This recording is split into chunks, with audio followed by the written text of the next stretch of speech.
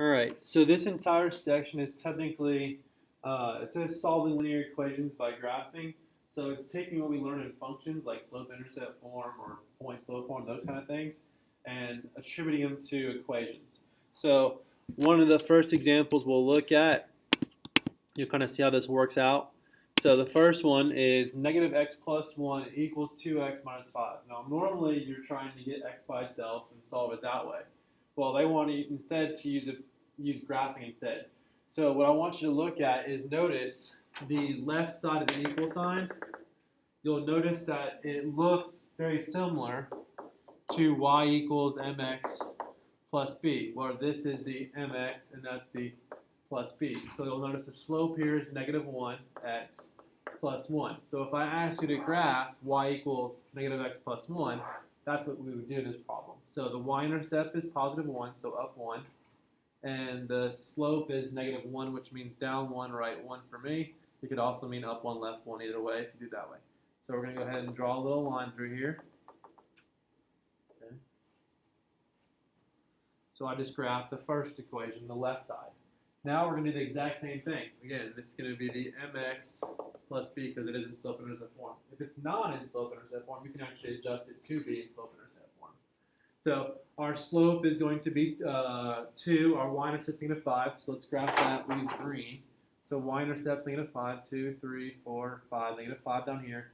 Slope is going to be 2. So I'm going to go up 2, right 1.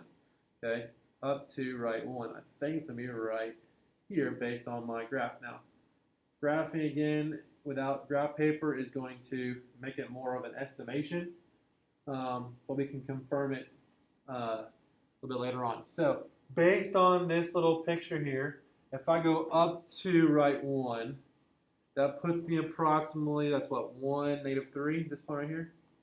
Then if I go up to right 1 again, that'll put me at what, 2, negative 1.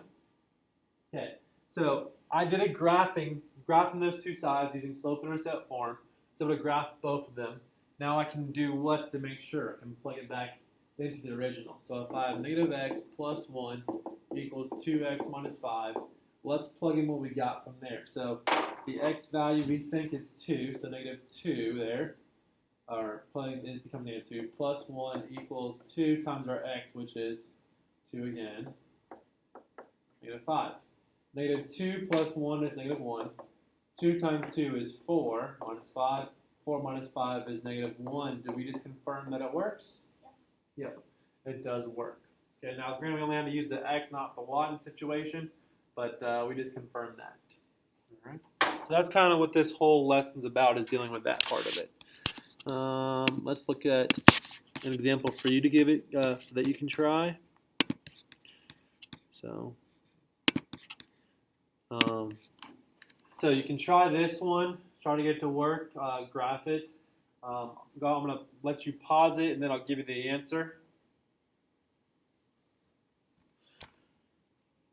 All right, here's the answer. You'll notice that the y-intercept of the 2x plus 3, y-intercept's at 3, 1, 2, 3. And we'll also notice, it's not, it should continue on there, just the picture's messed up. Y-intercept's 3, slope is 2, which means up 2, right 1. A slope of up 2, right 1 is no different than down 2, left 1. 2 over 1 is the same as negative 2 over 1. So if you ever run out of room on a graph, understanding that a positive divided by a positive is no different than a negative divided by a negative. Okay, so there's that first graph. This is going to be the 2x plus 3 graph right there. Then do the same thing for the other one. The other one is y-intercept is 2. So starting at the origin, up 1, 2. The slope is positive 1, so up 1, right 1, or down 1, left 1. And we'll notice our intersection is right here at negative 1, 1. You can plug it back in the original to check and confirm. All right, next example. Okay, absolute value. Now, we tried doing absolute value equations quite a bit ago, but if you remember, absolute value, the insides can be both positive and negative, have a positive and negative answer. Well, that's kind of the same exact situation here. You're going to have possibly two different things going on there. So what does it kind of look like? So they just reiterate the same thing. We're going to have two equations we're going to solve for. You're going to have the original, and then you're going to make one of them negative. The reason why we don't make both sides negative on the other equation, because if you multiply both sides by negative, well, if you multiply both sides, it's actually going to cancel out and be the same exact thing. Okay? So you want to multiply just one of the sides to be negative to change it. All right, so continue on from that step. It's going to be the same exact idea as before. Okay? So we're going to write the same thing. So the first one, x plus 1 equals 2x minus 4. That's the same exact step. That is slope-intercept form. The left side has a y-intercept of 1 and a slope of 1. So you're going to have that same exact graph. Whereas the right side is going to have a y-intercept of negative 4 and a slope of 2. So you're going to graph it the exact same way we just did example 1. Okay?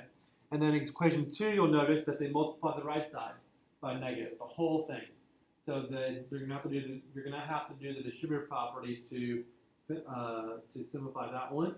And you get x plus 1 equals negative 2x plus 4. So you'll notice the first equation, the left side is still the same as the other example. And then you have the right side, which is now a negative slope and a y-intercept of 4. So when you go and graph each one, this is the first one. Y equals x plus 1, y-intercept of 1, up 1, right 1. That's the red line. And then you have the blue line, which is the y-intercept of negative 4 down here, up 2, right 1. And our intersection is going to be at 0.56. Equation 2, very similar situation. You have y equals x plus 1 again. And then you have the y equals negative 2x plus 4. Y-intercept of 4, slope is negative 2. So our solution for that will be 1, 2. So we'll actually have, just like before, we'll have two possible answers. Now this equation, notice, doesn't have any y's in it. So we have to figure out what the x's are. Well, what are the two x answers? What are the x coordinates? You have an x of 5, and you also have an x of 1. We can confirm by putting these both up there. Remember, absolute value, you should always probably plug it back in and check just to make sure, especially if you have something outside the absolute value. You always want to make sure you check that if it's not there. Because when you're solving absolute value equations, you want to first get one side all by itself with the absolute value. So we have those two answers. You can plug them back in and check, but both of those work. X equals 5 and x equals 1 are the answers. So just to summarize this whole example, when you're given an absolute value problem, you're going to have two different equations again. Once you separate two equations, in this case, they want you to graph them. So if it's in slope-intercept form, it makes it a whole lot easier. All right. Here's your example to give it a try for yourself. Absolute value of x plus 3 equals absolute value of 3x plus 1. Go ahead and pause it and work it out, and then I'll explain in a moment. All right, here's your answers. Okay. You'll notice the first equation is going to be x plus 3 equals 3x plus 1. That's this graph right here. You'll notice over here, x plus 3, y-intercept of 3, slope of 1, up 1, right 1. Draw a line there. Whereas the other equation, y-intercept of 1, slope is 3, up 3, right 1. Intersection's 1, 4 right there. The other equation, you got to pick which side is going to be negative. So we have the original, x plus 3 equals 3x plus 1. Because we're talking about absolute value, the inside of it can be negative and still get the same answer. Because the way I always think about it is if I ask you absolute value of what, is it 2? Just think back to it. You can plug in 2 or negative 2. And that's why we're doing this, because you can have a positive and negative same answer with absolute values. So in this one over here, we're going to multiply this whole thing by a negative. So doing the distributive property there is negative 3x minus 1. Now we can graph them both. Notice that the y equals x minus 3 is still here, whereas the other one has a y-intercept of negative 1. Slope is negative 3, which is technically down 3, right 1. We can't see, but remember, negative 3 over 1 is the same as 3 over negative 1 for slope. So go up 3, 1, 2, 3, left 1. So our answer is going to be negative 1, 2, where it's going to intersect. All right. So those are the biggies there. Here's a little bit of application, which you might see. Your family needs to rent a car for a week while on vacation. Company A charges $3.25 per mile plus a flat fee of $1.25 per week. Company B charges $3 per mile plus a flat fee. Okay, so anytime it's variable, like distance or money per mile, that's going to be your MX, whereas your one-time fee is always going to be your B. So that's your setup, okay? So we're understanding it. There's the setup there, okay? There it is. 3.25x plus 125. Notice MX plus B. That's the 325 per mile plus 125. So this is going to be company A on the left, whereas company B, you'll see, is the $3 per mile plus the 150. So you notice up there, just making an observation, company A is cheaper right at the very beginning. If you're not driving very far, company A might be cheaper because it has a smaller upfront fee. Whereas company B, if you were going to go a long distance, it being $3 per mile is cheaper per mile than the other one. So if you're going a really long way, company B might be better. So the question for you is, at how many miles are they the same? And then I guess you can then make a comparison and say which company would be the better one to rent from later on. So from this point here, they want you to, I guess you can solve it. Technically, you can solve it by hand, but we're talking about graphing. So you could technically solve by graphing or by doing it by hand. So if I'm doing it by graphing, we have our y-intercepts. Okay, we have our y-intercepts of 150 and 125 for each one. So the left one, 3.25, they use the graphing calculator here. I won't give you any that require this, but you can see how it works. So you notice in the red line, 125 y-intercept, and then it goes up 3.25 over 1. And then you draw the line through there. You guys could probably use Desmos for that part of it.